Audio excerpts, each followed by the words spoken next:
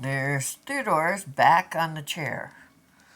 Eventually I'll get done here and I'll be able to put my legs up there and he's going to have to move. Okay. Several years ago, a series came out. Now, there's a place, so it won't be new, but we'll augment to that. It's a tale from the Care Bears, A Trouble with Timmy. Story by Margaret Ludlow, pictures by Tom Cooke. Parker's Brothers. And it tells about all the different Care Bears.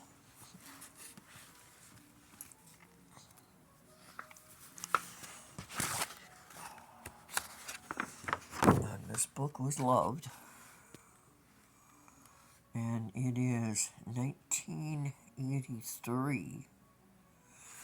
So 17 and 24 is 41 years old. I guess old. 41 years old. You know, you're toward too a little bit when you're 41. Monday was not a good day. On Monday, Timothy made a paper airplane out of his arithmetic test, sailed it across the classroom, and landed in a fish tank. Mrs. Pratt was angry. Who did that?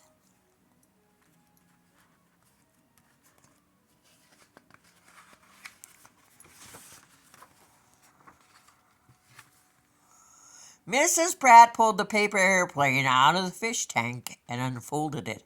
Paper was wet, but she could still see Timothy's name on it.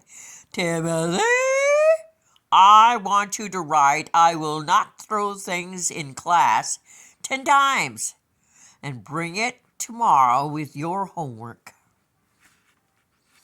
She was fierce.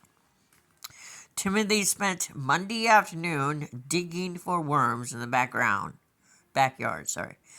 That night, there was a really good movie on television. So Timothy forgot to write, I will not throw things in class 10 times. He didn't bring any paper to school on Tuesday.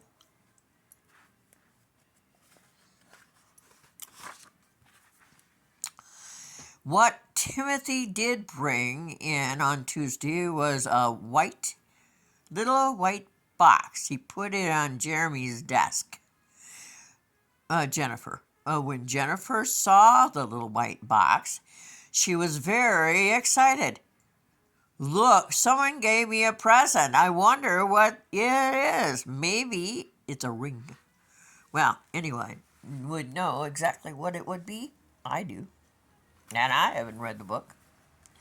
Jennifer opened the box. Eek! It's a worm! Oh, yuck. Get it away from me.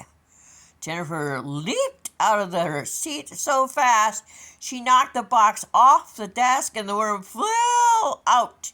So it crawled across the floor.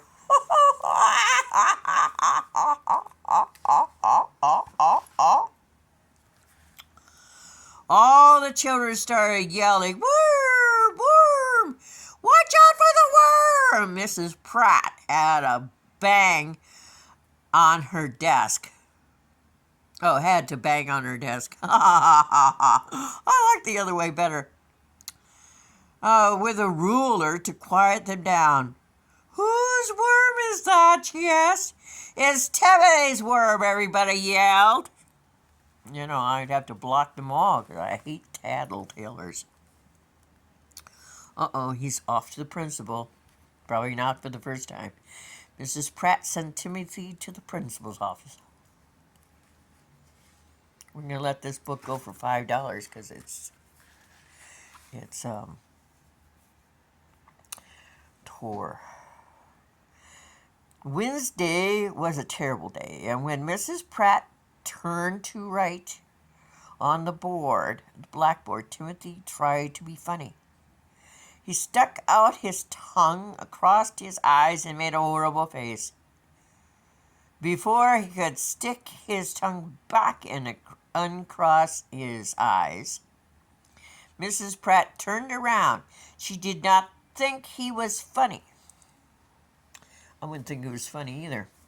When Miss Pratt asked, "If I have 2 apples and you have 2 apples and we put them together, what do we have?" And Timothy shouted, "Applesauce." I think that's sort of fun. I love applesauce. When Mrs. Pratt called on him to read, Timothy couldn't find the place in his reader because he was busy drawing swamp monsters in his notebook. Somebody needs to pay more attention to Timothy, I think. Mrs. Pratt wrote a note to Timmy's parents. When Timmy's parents read the note, they sent Timothy to his room. "Nobody likes me," Timothy said to himself. "Everybody hates me. Mrs. Pratt hates me. Jennifer hates me. Even my father and mother are angry with me right now. I don't have a friend in the world." Well, you know what, folks? That you do to yourself. Timothy sighed, sat down in his bed, and suddenly he noticed that a bear with the daisies on his tummy was sitting on his pillow. Timothy was surprised. He picked up the bear. "What are you doing here? I don't own a bear like you." "Are you a present?" the bear giggled. Oh, please stop patting my tummy. It tickles." Timothy was so amazed to hear a bear speak that he almost dropped it.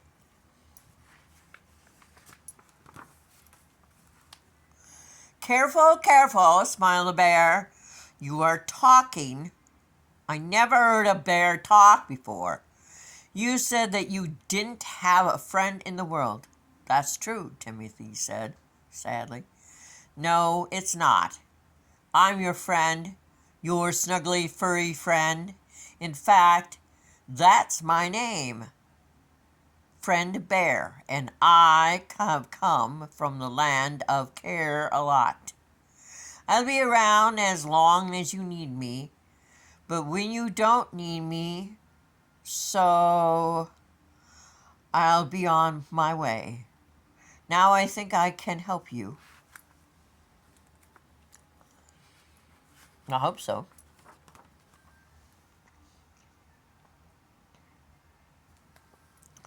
"How?" said Timothy. "The way that I see it, you don't like school very much." "Why should I?" asked Timmy. "School's no fun." "But it can be," said funny Friend Bear. "I'll show you. Let's play a numbers game with your models." "Can you do numbers? Can I do numbers? Can a rabbit roar? Can a pig fly?" "No," Timmy said. "Maybe not," said Friend Bear, "but I do know numbers. Now look. You have 1 swamp monster, 1 dinosaur, and 1 snake man. If I take a dinosaur," Friend Bear took the creature and climbed up on the bed. "How many monsters do you have left?" "2," Timothy said.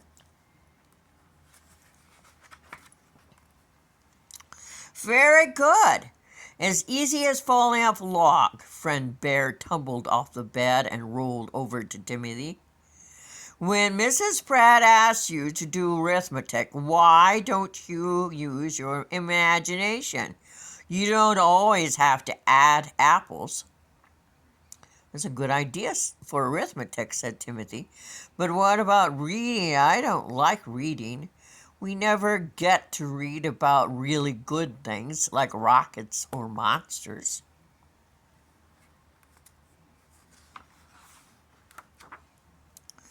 "Well, play another game," said Friend Bear. Do you have a pencil and a paper? Of course, said Timothy, and got them out of the desk. This is a reading game, Friend Bear explained. Can you read? Asked Timothy. Can I read? Can a snake tap dance? Can a cow roller skate? I doubt it, said Timothy. Me too, but I can read. Friend Bear picked up the pencil and printed something on the paper. Can you read what